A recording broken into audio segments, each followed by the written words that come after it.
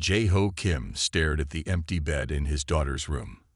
Hannah had not come home from her Mars internship when she was supposed to. Something was wrong. He felt it in his bones. Jae-ho was not a man who panicked easily. 20 years in Earth's space forces had taught him to stay calm even when things went bad. But this was different. This was his daughter. He tried calling the Mars colony again. The same board officer appeared on the screen. "Sir, as I already told you 3 times today, we have completed our investigation. Your daughter entered a restricted area. There was an accident with the teleportation experiment. We found no remains. I'm sorry, but she is gone." Jae-ho's hand tightened around his coffee mug. "And I told you that makes no sense." Hannah was smart. She wouldn't just walk into a restricted area without a reason. The officer sighed. "The case is closed, Mr. Kim. Mars colony security has more important matters to handle." The screen went black. Jae-ho threw his mug against the wall. It shattered, leaving a dark stain on the white paint. 3 days later, Jae-ho sat in a small office on the dark side of Earth's moon. Across from him was General Park, his old commander and one of the few people who owed him a favor. "What you're asking is against the rules," Jae-ho said the general. "Those files about the Mars teleportation project are top secret." "My daughter is not vaporized, as they claim," Jae-ho said. His voice was quiet but firm. "I need to see what really happened." General Park looked at his old friend. He remembered how Jae-ho had saved his life during the Eurova conflict. With a heavy sigh, he pressed his palm against a scanner on his desk. "You have 10 minutes. I was never here." The files told a different story than the official report. The teleportation experiment wasn't just moving things across Mars. It was testing connections to other star systems, and the readings from that day showed something had gone through. Not destroyed, transported. Jae-ho took this information to Mars colony headquarters. The director listened to him, then shook his head. "Even if what you say is true, what do you expect us to do?" "Send a rescue mission to an unknown system based on a theory. The cost would be billions. The risk would be extreme. The board would never approve it." "So you're just going to abandon her?" Jae-ho's voice was cold. The director looked uncomfortable. "I'm sorry, Mr. Kim. I truly am. But we can't risk a ship and crew on such slim chances." Jae-ho nodded slowly. "I understand. You can't risk a ship and crew." He stood up and walked toward the door. "But I can." Back on Earth, Jae-ho made 3 calls. The first was to Soo-bin, who had been the best weapons specialist in their unit. The second was to Ta-won, who could navigate a ship through an asteroid field blindfolded. The third was to Do-yun, who could make computers do things their makers thought impossible. They all said the same thing. "When do we leave?" Using access codes that General Park had forgotten to cancel, they entered a military testing facility. Their target was the XR-7, an experimental scout ship with faster-than-light capabilities. It was small, fast, and, most importantly, ready to fly. "This is crazy, you know," Soo-bin said as they prepared the ship. "Even if we find the right system, even if Hannah is actually there, we'd be facing unknown aliens with just the 4 of us." Jae-ho checked the weapons systems one last time. "The 4 of us were enough against the Europa separatists. We'll be enough for this." As alarms began to sound throughout the facility, the ship's engines roared to life. Jae-ho input the coordinates from the teleportation data. "Hang on, Hannah," he whispered. "Dad's coming." The XR-7, which Jae-ho had already named Searching Heart in his mind, shot into the night sky. By the time Earth's defense systems realized what had happened, they were gone, jumping into the unknown in search of one lost girl. The stolen ship shook as it left Earth's atmosphere. Warning lights flashed across the control panels. Tai-won's fingers moved quickly over the navigation system. "Earth defense is tracking us," he said. 3 minutes until they lock weapons." Jae-ho nodded. "Do-yun, are the jump engines ready?" Do-yun was bent over the engine controls, his face lit by blue light. Almost. This ship wasn't meant to jump so quickly after launch. The systems need time to warm up. We don't have time, said Jeho. He looked at the radar screen. 6 small dots were moving toward them. Those are interceptors, fast and deadly. Su-bin moved to the weapons station. Should I power up our guns? Jeho shook his head. No, we don't hurt our own people. Du-yun, we need those engines now. Working on it. Du-yun's voice was tense. Sweat ran down his face as he pushed the experimental engines harder than they were designed to go. The coordinates from the Mars facility are loaded, but I can't promise we'll end up exactly where Hannah did. There are too many variables. The first warning shot from an interceptor flashed past their ship. The next one wouldn't miss. Do it now, Jeho ordered. Du-yun pressed the jump button. For a moment, nothing happened. Then the stars outside the window stretched into long lines of light. The ship jerked forward as if pulled by a giant hand. Everyone was pushed back into their seats. The jump lasted 20 seconds, but it felt like hours. When it ended, the ship was floating in empty space. No Earth, no interceptors, just stars that formed unfamiliar patterns. Where are we? Su-bin asked, looking out the window. Tai-1 checked his instruments. Somewhere about 40 light-years from Earth, if the navigation system is correct. But it might not be. This is the farthest any human ship has jumped. Jeho unbuckled his seatbelt. First things first. Du-yun, check the ship for damage. Tai-1, find out exactly where we are. Su-bin, make sure our weapons are working just in case we meet something unfriendly. While his friends worked, Jeho went to his small cabin. He took out a photo of Hannah. It showed her on her graduation day, smiling in her blue gown, her long black hair blowing in the wind. She had her mother's smile. His wife had died 5 years ago, and Hannah was all he had left. I will find you, he whispered to the photo. A knock on his door interrupted his thoughts. It was Du-yun. The jump damaged some systems, but nothing critical, he reported. The ship is tougher than it looks. Good. What about the AI system? Is it working? The experimental ship had a new type of artificial intelligence designed to learn and adapt quickly. It would be essential for their mission. It's online, said Du-yun. I've named it HFY, Adaptive Reconnaissance Intelligence Assistant. Hello, Commander Kim, said a calm female voice from the ship's speakers. I am HFY. How may I assist your mission? HFY. We're looking for my daughter Hannah. She was transported to this region of space 3 weeks ago through a teleportation accident. Understood. I will dedicate my scanning systems to search for human biosignatures. Tai-1 called from the bridge. Jeho, you need to see this.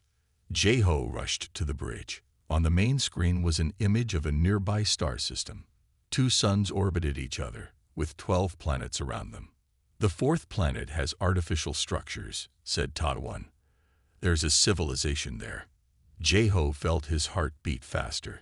Any sign of Earth technology? Anything that might be related to Hannah? No, but I'm picking up strange energy readings. Someone in that system is using advanced technology. And Tai-1 paused, looking surprised. There are ships moving between the planets. Su-bin joined them at the screen. So what's the plan? Do we go in quiet or announce ourselves? Jeho looked at the alien system. Somewhere out there might be his daughter, or at least a clue to where she had been taken. We go in carefully, he decided. Full scans, but keep our distance at first. If these aliens took Hannah, I want to know what we're dealing with before we make contact. The searching heart turned toward the twin suns, engines glowing as they began their approach to humanity's first encounter with alien civilization. The searching heart moved slowly toward the 4th planet. Through the main window, they could see it was blue and green, not unlike Earth. But 2 suns hung in the sky instead of one, casting double shadows on everything below. I'm picking up radio signals, said Du-yun. Lots of them. Their technology seems to be similar to what Earth had about 50 years ago. Any signals in English? Anything that might be from Hannah? Jeho asked. Du Yun shook his head. Nothing human.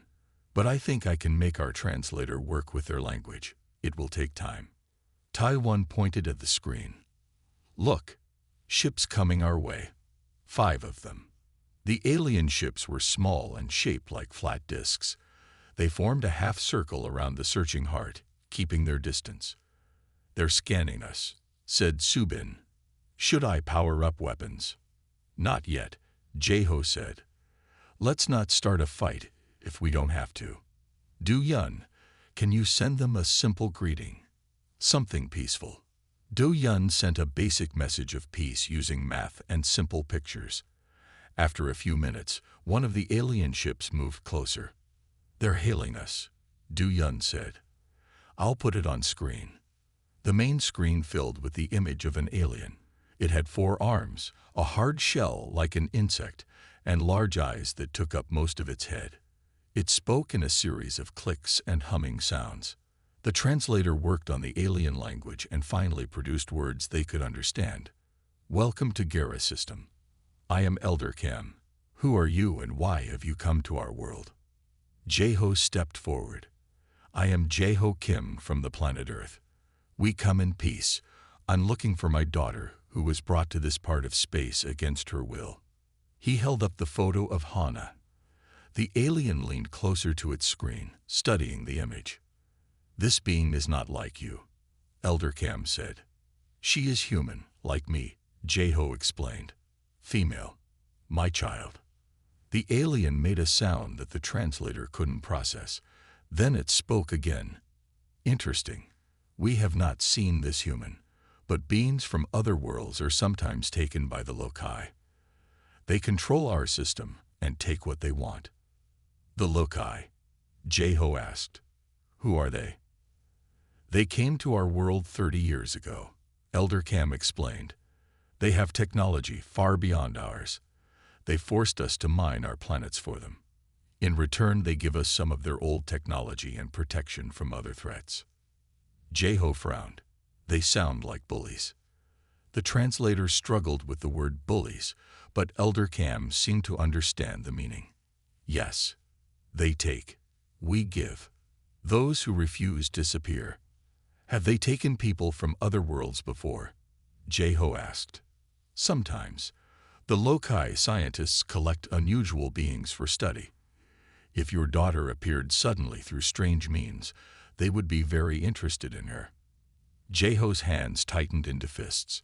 The thought of Hannah being studied like a lab animal made his blood boil. Where can I find these loci? He asked. Before Elder Cam could answer, alarms sounded on both their ships. 3 new vessels had appeared. They were larger than the Morven ships and shaped like arrowheads. Loci Patrol, Elder Cam said, his voice suddenly fearful. They come to collect their mining payment. You must hide your ship or they will take it. Your technology is valuable to them. We don't hide, Jeho said firmly. Subin, power up defensive systems, but don't target weapons yet. The largest loci ship sent a message. The being on screen was humanoid, but with pale blue skin and metal parts attached to its face. It spoke in a cold, mechanical voice. Unidentified vessel, you have entered loci territory without permission. You will surrender your ship and crew immediately for processing. We will not, Jeho replied. We are looking for a missing human named Hannah. We have no quarrel with you. The loci commander laughed. Your wishes are irrelevant. Your ship is now property of the Loci Imperium. Surrender or be destroyed. 2 smaller loci ships moved toward the searching heart, preparing to capture it. Subin, Jeho said quietly, disable their engines. Do not destroy the ships. Subin grinned as he targeted the loci ships. With pleasure, Commander. The searching heart's weapons fired with pinpoint accuracy. The 2 loci ships suddenly went dark, floating helplessly in space. The loci commander's face showed shock. How did you? Jeho cut the transmission. He opened a channel to Elder Cam instead. "I think we need to talk more about these loci," he said, "and about where they might have taken my daughter." 3 days after disabling the loci ships, Jeho stood in a large round room on the Morven homeworld. Elder Cam and 12 other Morven leaders sat in a circle around him. The walls were made of a strange blue metal that seemed to glow from within. "The loci will send more ships," said one of the Morven leaders. "They always do when someone breaks their rules." "Let them come," said Subin with a smile. He had spent the last 2 days showing the Morvens how Earth weapons worked. Jeho raised his hand to quiet his friend. "We didn't come here to start a war. We came to find my daughter. But it seems these loci might know where she is." Elder Cam made a clicking sound with his mouthparts. "The loci take what they want and hurt those who stand in their way. They have ruled our system for 30 years. They will not simply tell you where your daughter is." Jeho knew the elder was right. The loci had already sent messages demanding the humans surrender. They had threatened to destroy Morven cities if the aliens continued to help the humans. "Then we need a plan," Jeho said. "Tell me about the loci. How many ships do they have in this system? Where are their bases?" The Morvens shared everything they knew. The loci had 20 large warships and about 50 smaller ones in the Gera system. They had bases on 3 of the 12 planets. Most of their forces were actually in their home system, which was nearby. Du Yun studied the information on his tablet. "Their technology is advanced, but their tactics are simple. They rely on fear and overwhelming force. They don't expect real resistance." Taiwan nodded. "Their ships are powerful, but slow to turn. If we can get smaller, faster ships, we could run circles around them." "The Morvens have small mining ships," Jeho said thoughtfully. "Can they be armed?" Elder Cam's large eyes blinked rapidly. "You want us to fight the loci? We have tried before. We failed." "You didn't have Earth tactics or technology before," Jeho said. "And you didn't have us." Over the next week, Jeho and his team worked with the Morvens to prepare for battle. Subin trained Morven fighters to use the weapons Du Yun designed. Taiwan taught Morven pilots how to fly in formation and use hit-and-run tactics. The Searching Heart's AI helped create a communication system the loci couldn't listen to. When the loci sent their ships to punish the Morvens, they found not scared aliens, but a prepared fighting force. The Morven mining ships, now armed with simple but effective weapons, swarmed the big loci warships.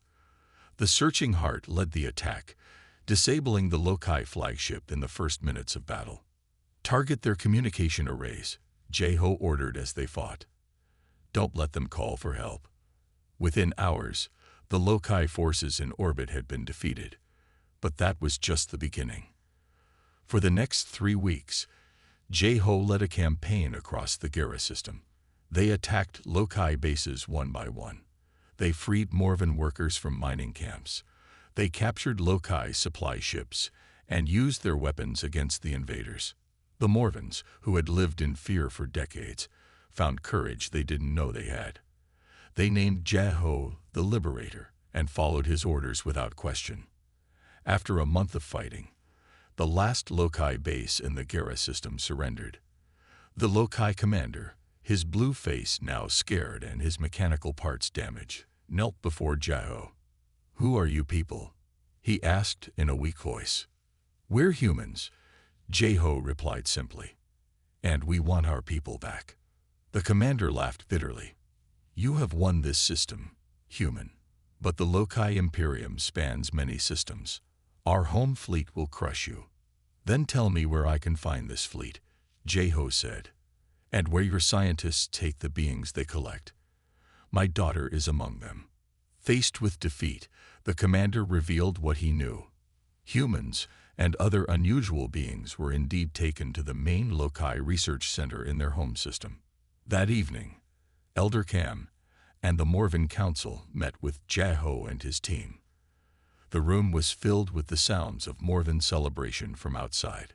"The Gera system is free because of you," Elder Cam said.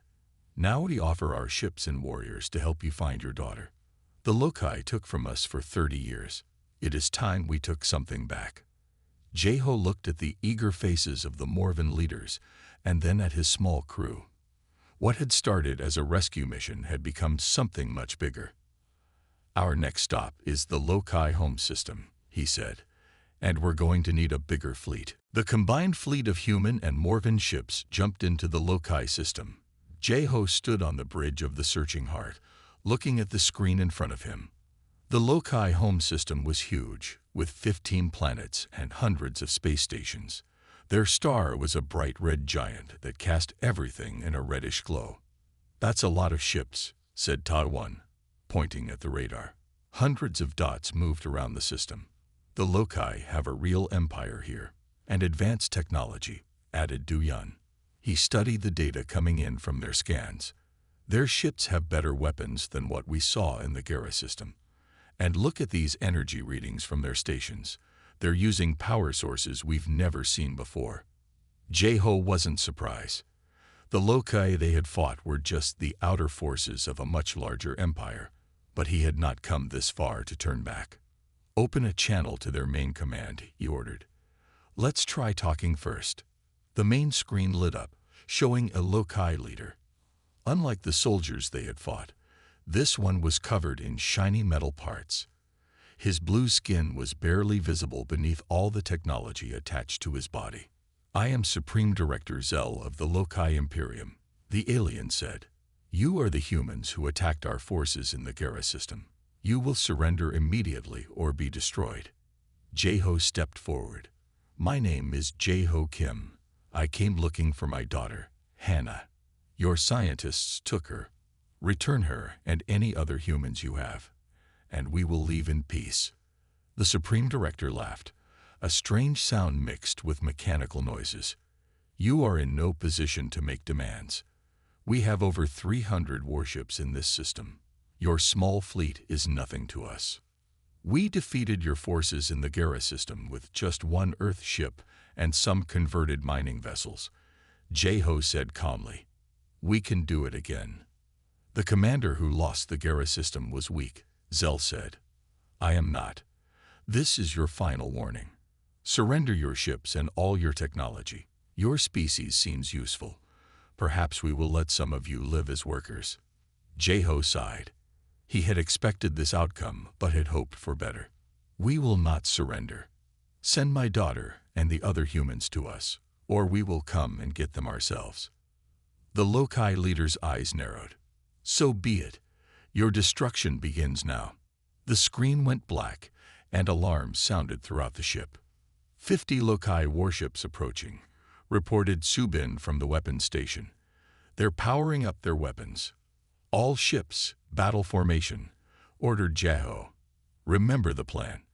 Don't try to match their power. Use speed and coordination." The Morven ships, now numbering over 100, moved into small groups as Ta-1 had taught them.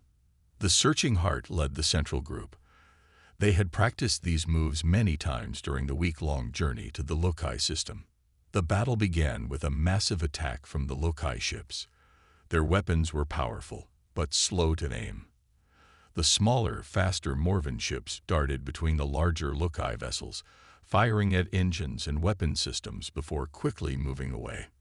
"They fight like they have never faced a real enemy," said Subin with a grin.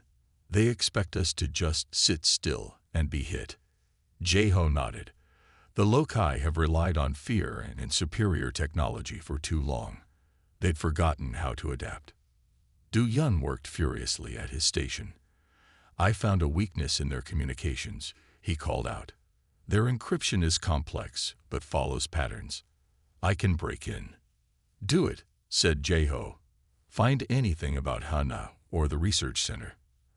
As the battle continued, the Lokai's advantage in numbers began to matter less. Their ships were powerful, but clumsy. They couldn't coordinate well when the faster human and Morven vessels disrupted their formations. After 3 hours of fighting, Du-Yun looked up with excitement in his eyes. "I'm in their main network. I found something." He put the information on the main screen. It showed internal Lokai communications that revealed a terrible truth. The Lokai leaders had been lying to their own people for generations. They claimed to need resources from other systems for survival, but really, the Supreme Directors lived in luxury, while common Lokai suffered.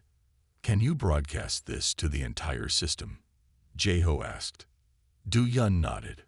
"To every ship and station." "Do it," ordered Jeho. "Let's see how loyal their forces are when they learn the truth."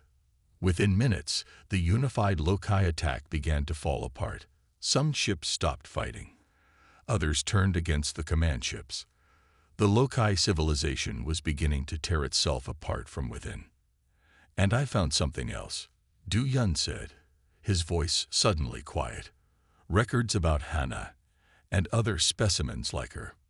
Jeho felt his heart race. "Where is she?" 3 days after the battle, Jeho sat in a large meeting room on the main Lokai space station. The room was filled with different Lokai groups. Some were military officers with many metal parts.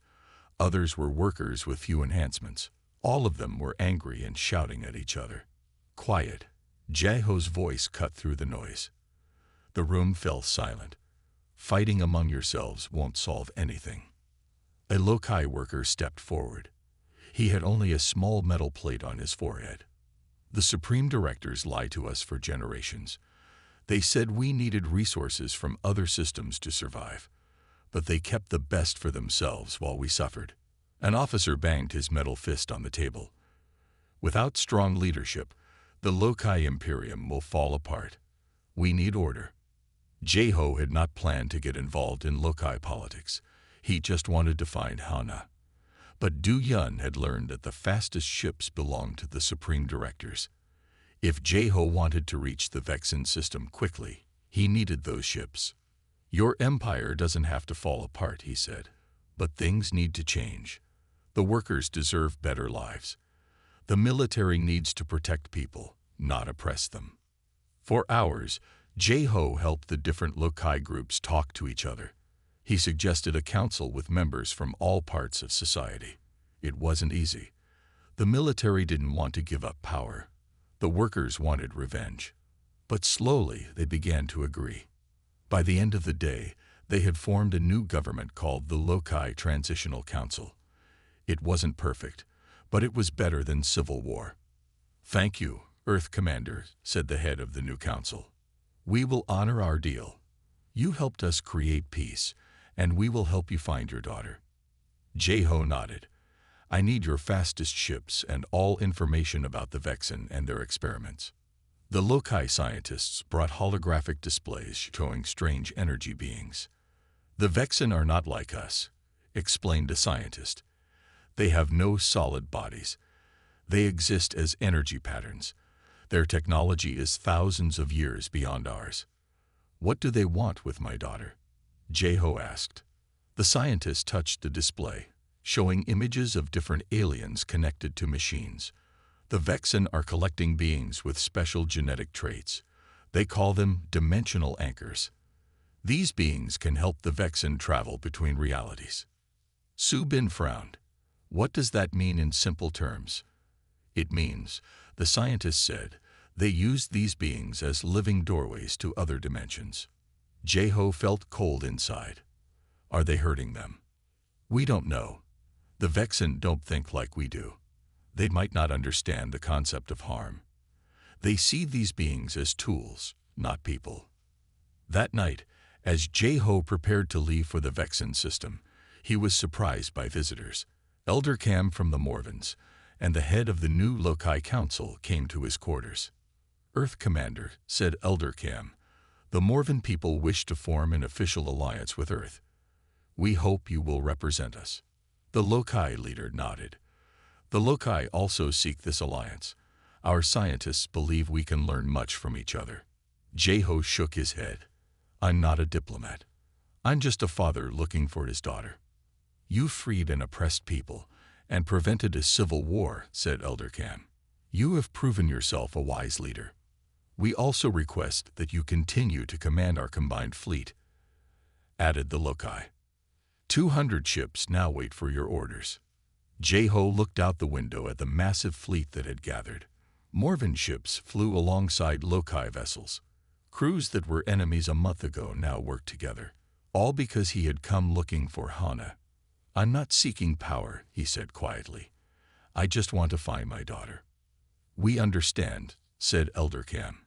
"But sometimes leadership finds those who don't seek it." Jeho thought about it. With the combined fleet, his chances of rescuing Hana would be much better. And perhaps this alliance could benefit Earth someday. "I'll continue to lead until we find Hana," he agreed. "Then we'll talk about permanent arrangements." As his visitors left, Jeho looked at the star map showing the Vexen system. It glowed with strange energy readings unlike anything they had seen before. "Hang on, Hana," he whispered. "I'm still coming." The jump to the Vexen system was the longest one yet. When the fleet arrived, Jeho and his crew stared at the view screen in wonder. The Vexen sun wasn't a normal star. It was a pulsar, a spinning star that shot beams of light from its poles like a lighthouse. "I've never seen anything like it," whispered Tadwan. "The planets orbit in perfect circles. That's not natural." "Nothing about this system seems natural," said Du Yun. His screens were filled with strange readings. "Those aren't normal planets. They're artificial structures made to look like planets." Jeho studied the largest structure.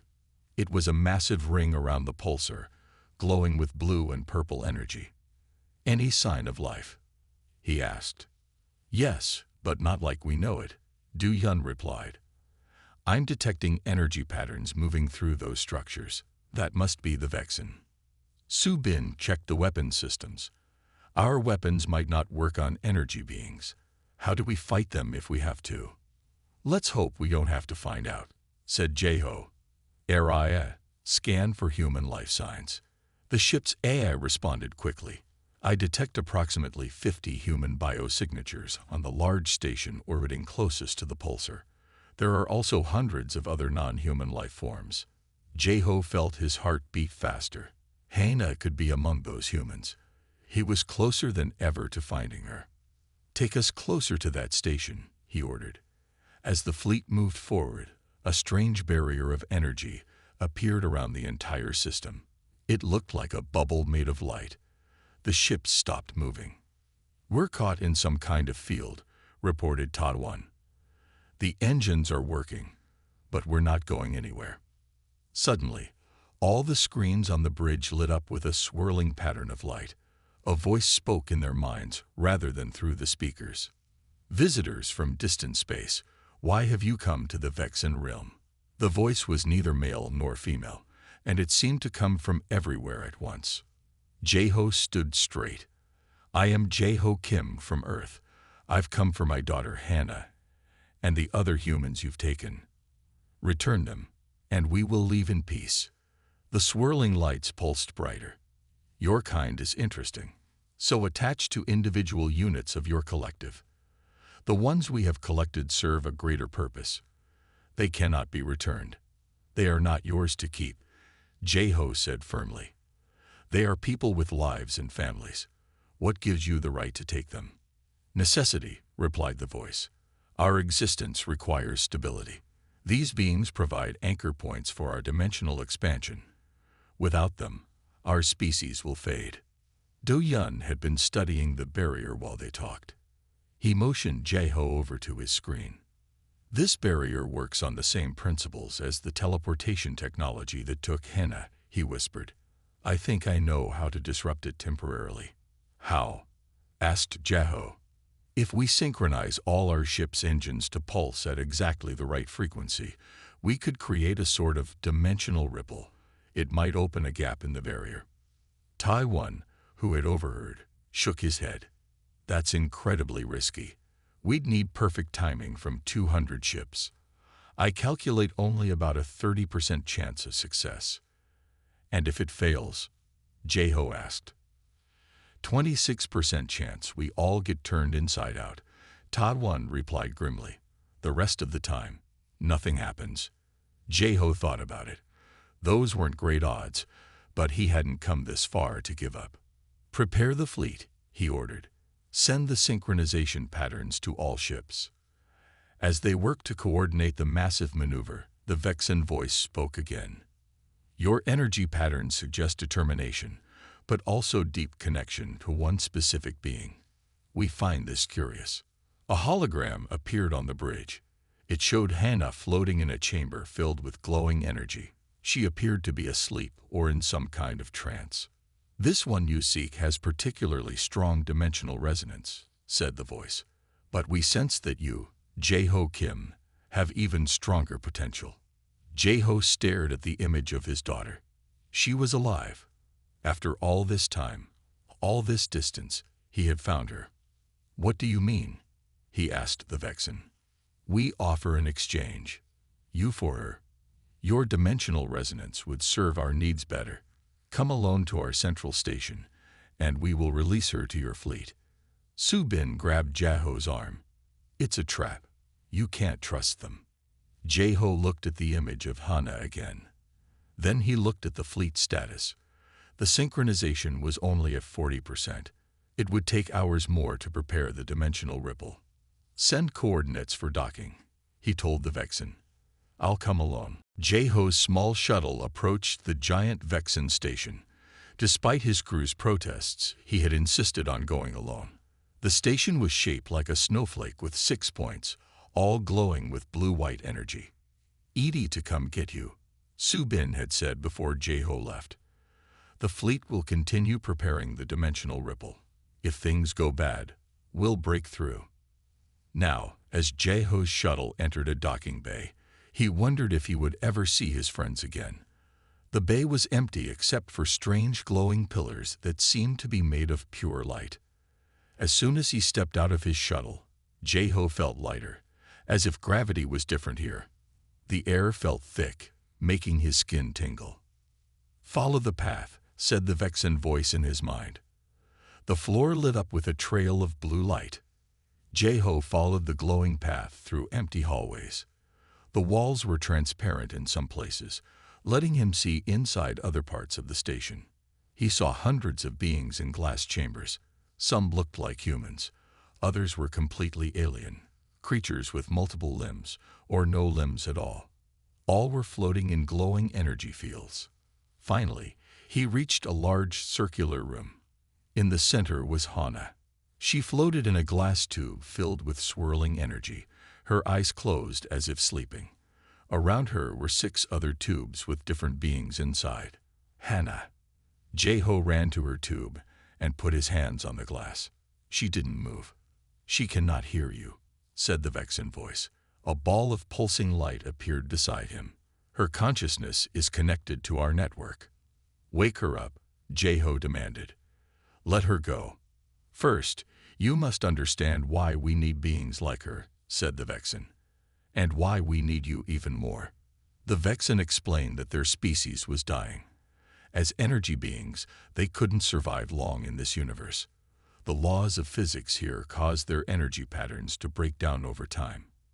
They needed to move to other dimensions, but couldn't create stable pathways without help. Beings like your daughter have special genetic patterns, the Vexen said. They can act as anchors between dimensions. Their physical bodies stay here while their consciousness forms a bridge to other realities. You're using them as tools, Jae-ho said angrily. We are ensuring our survival, replied the Vexen.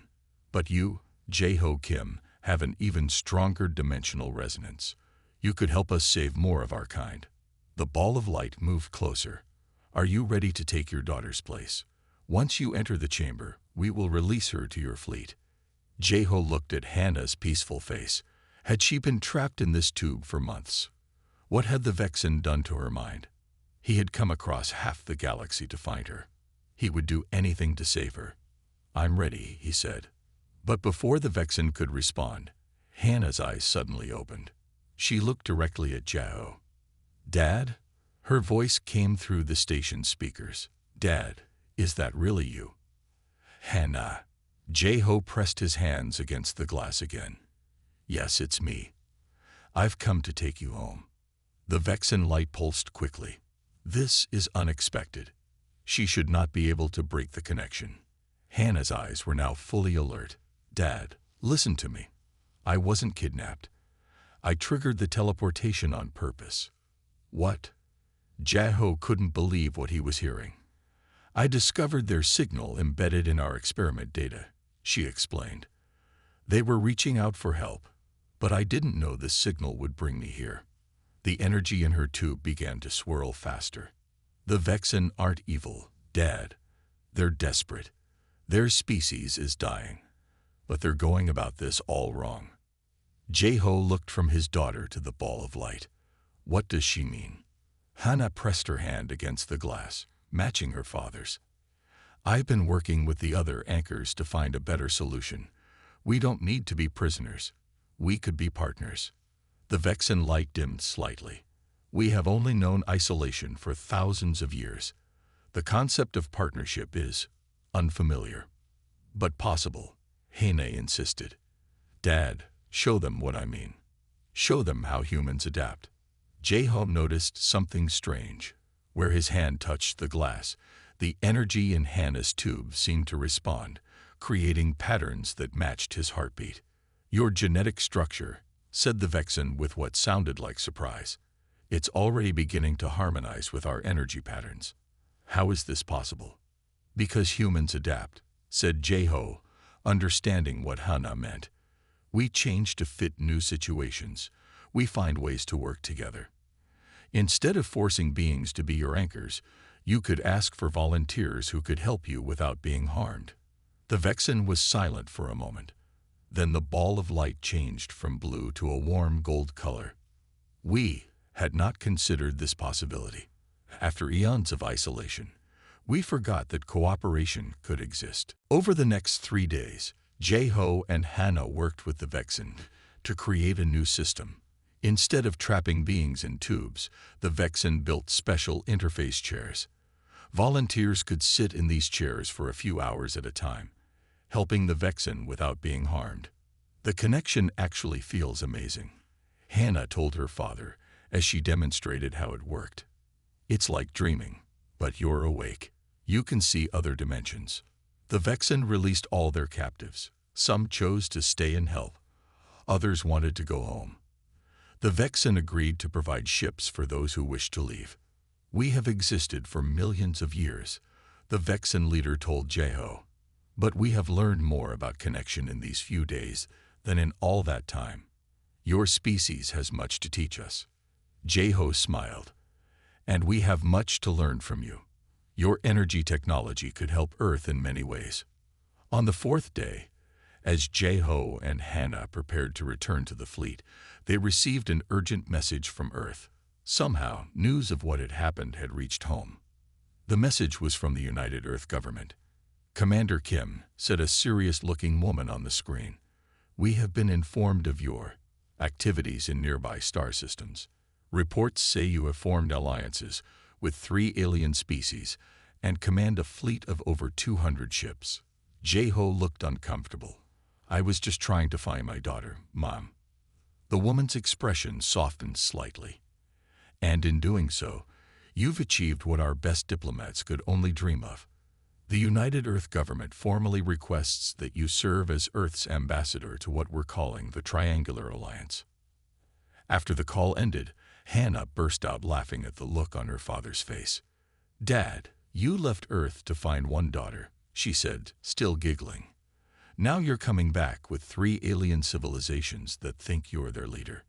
Jaho shook his head in disbelief. All I wanted was to bring you home. And you found so much more, Hannah said, becoming serious. The Vexen technology could solve Earth's energy problems forever. The loci have medical advances we've never dreamed of. And the Morven's mining techniques could help us get resources without damaging our planet. As they boarded a shuttle to return to the searching heart, Jaho looked out at the massive fleet waiting for them. Morven ships with their round shapes, loci vessels with their sharp edges, and now a few Vexen energy ships that seemed to be made of light itself. The crew of the searching heart greeted them with cheers and hugs. Su Bin lifted Hannah off her feet in a bear hug. Tu Yun couldn't stop asking her questions about Vexen technology. Taiwan just smiled and said, "Nice to finally meet the person we crossed half the galaxy for." That evening, as the fleet prepared to begin the long journey back to Earth, Jeho stood with Hannah in the observation room of the Searching Heart. The stars stretched out before them, no longer strange and unknown. "So, Dad," Hannah said with a smile, "how does it feel to accidentally create the galaxy's newest power?" Jeho put his arm around his daughter's shoulders. "Honestly, I'm just happy to have you back. Everything else is extra, extra." Hannah laughed. "You liberated an enslaved people, stopped a civil war, and showed an ancient species a better way to survive. That's a lot of extra." Jeho smiled. "I guess I'll need to brush up on my diplomatic skills before we get home." "The United Earth Ambassador to the Triangular Alliance," Hannah said, making her voice deep and official sounding. "That's quite a title." "I'm going to insist on a vacation first," Jeho said firmly. "Somewhere quiet, with fishing, and absolutely no dimensional portals."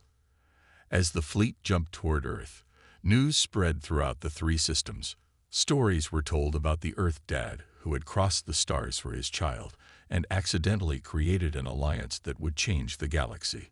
Some said he was a great warrior. Others called him a wise diplomat. But to Hannah, he was just Dad, the father who never gave up, who crossed half the galaxy to find her. And that was better than any title anyone could give him. As the Searching Heart led the massive fleet home, Jeho made a silent promise.